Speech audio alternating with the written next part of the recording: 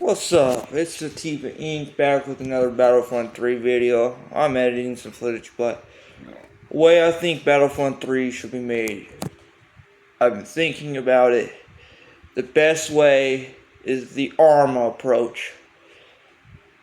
Have a big ass game, any map, any version of the timeline, pretty much any era with any character, but you can also have specific battles, specific characters.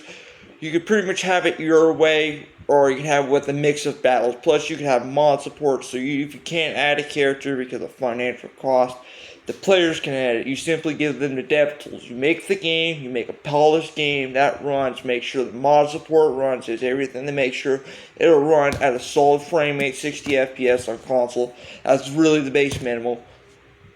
Microtransactions, really $5 skins, that should be it. But the skins should be with the character, and you really just have mod support. The mods will have no microtransactions.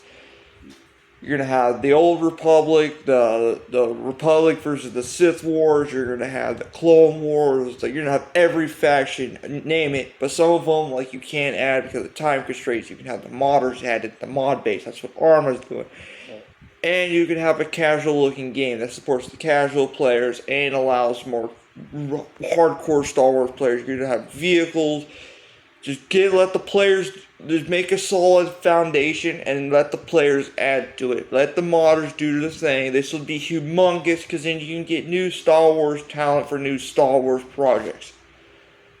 This is the best way to go about it, is with mod support, allowing every character on every map, but also having the ability to have your own specific battles. Like you can directly recreate a battle from Pacific's time in Star Wars. Plus, with the mod support, you can get assets, you can get new characters, and plus you can use these. You can have official servers and then also servers people can buy. This would have to be figured out so that way you can have proper server performance. Also, you're going to have an offline mode, so you can have the mods. You're going to have to have an online to download the mods, but then when you play offline, you'll be able to have those mods installed and have that content offline, so that way you can play in the single player, which would run buttery smooth and will allow you to basically have your own battles like a game master, essentially what ARMA does. With microtransactions, they should just be skins, like specific skins, like their promotional skin, a non-profit charity skin, or veteran support skin. That I can get behind that. Really, microtransaction is finicky, but I thought about it. The ARMA way is the best.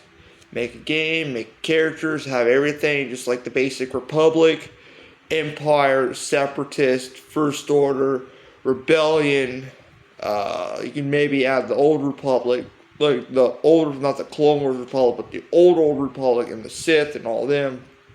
But then you can have the base, add the modder tools, the dev support, the dev kit. Essentially, this is the best way to make it.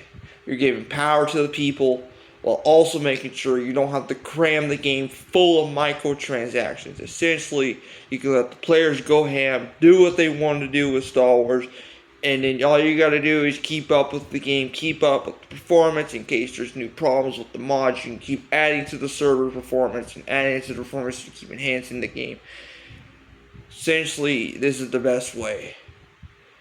Because with every other way, you gotta have microtransactions. But if you allow the players to just make a base game with the base setting, like Galactic Assault with Supremacy, and maybe some other smaller modes like Team Deathmatch, with online mod support, so you can't add every character, but the player base can add those characters. They can recreate abilities, they can have AI differences. You can turn the game to what you wanted the game to be, a tactical shooter. Okay, you can make it a tactical shooter. You want a campaign, allow people to make campaigns, allow them to go ham. It's just Disney's a problem because Disney's a bunch of demons, and they will probably copyright strike literally everyone to oblivion if they can't monetize.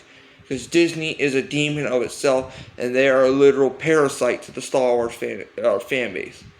Really, I think this is the best way, but it's really what Disney, and see if they don't immediately go the garbage political vote. This is Sativa Inc. I've said my thing. Hope you enjoy. Have a good day. God bless. Sativa Inc. out.